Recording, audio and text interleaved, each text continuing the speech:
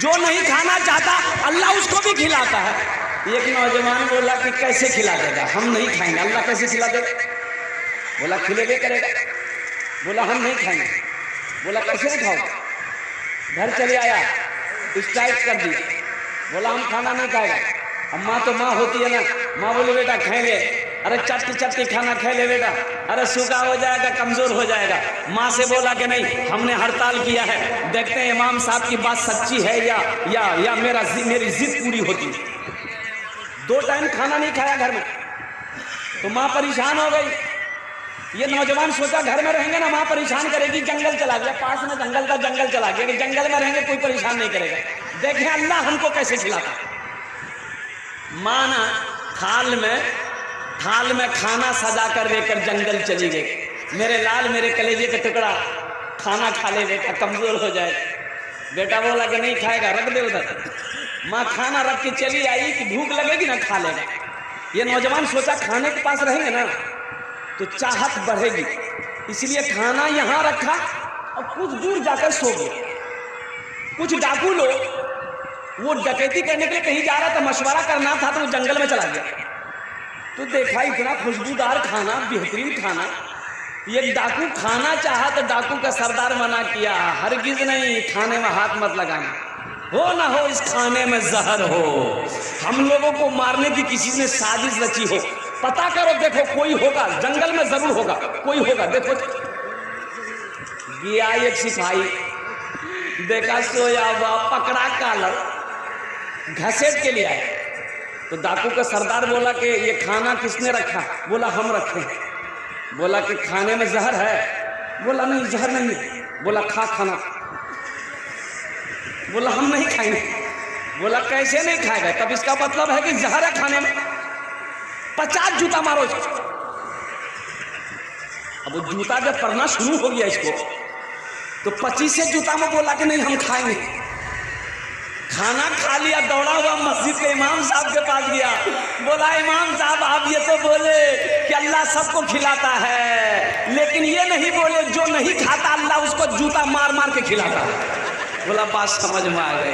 ए नौजवानों, अल्लाह से जुड़ो, अल्लाह से लो लगाओ। वो मेरा अल्लाह खिलाने वाला है, वो मेरा अल्लाह रोजी देने वाला है, उसे वही अल्लाह ने पैदा किया है, वही अल्लाह एक दिन मौत देगा। फिर मेरा अल्लाह हशर के मैदान में पूछेगा, मेरा बंदा दुनिया से आया है, मेरे लिए क्या लाया? मेरे लिए क्या लाया?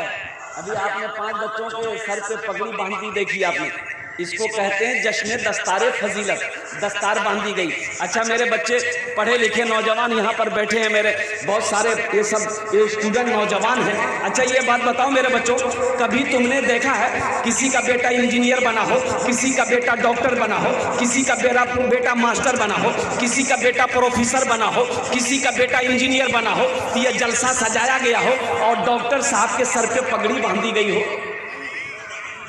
देखे बेटा कभी देखे आप लोग? वकील साहब के सर पे, मास्टर साहब के सर पे, इंजीनियर साहब के सर पे, आखिर क्या वजह है? भाई पढ़ा तो वो भी है,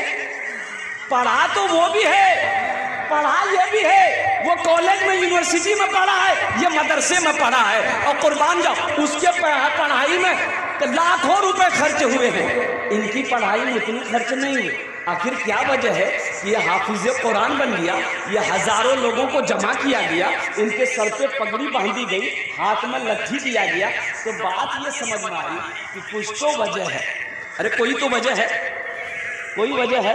तो वजह ये है, ये कुरान कहता है, कुरान ये कहता है कि जो मुझसे जुड़ जाता है, जो मुझसे जुड़ जाता है, जो मुझसे मोहब्बत करने लगता है, जो मुझे सीने से लगा लेता है, जो मुझे अपने सीने में बसा लेता है, हम उसको जमीन की पस्ती से उठाकर आसमान की बुलंदी पे पहुंचाते हैं। ये कुरान का जिंदा मौजज़ा है मेरे बच्चों, इसलिए कुरान पढ़ो।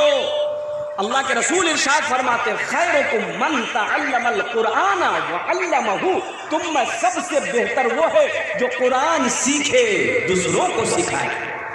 इंशाल्लाह कुरान पढ़ोगे, सीखोगे?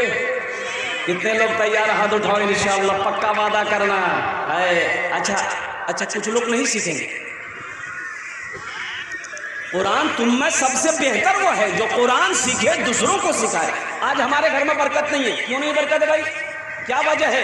हमने कुरान को पढ़ना छोड़ दिया है, हमने कुरान को तिलावत करना छोड़ दिया है। हम जलसों में हाथ तो उठा लेते हैं, हम जलसों में हाथ उठा लेते हैं, वादा तो कर लेते हैं, लेकिन अमल कुछ नहीं। बोला बात सही की गलत? अमल कुछ नहीं है, अमल नहीं है, अमल नहीं। अगर अमल करते तो आज हमारी जिंदगी बदली हुई मालूम होती। अगर आज हम अमल करते तो आज हम कामयाब होते। क्या वजह?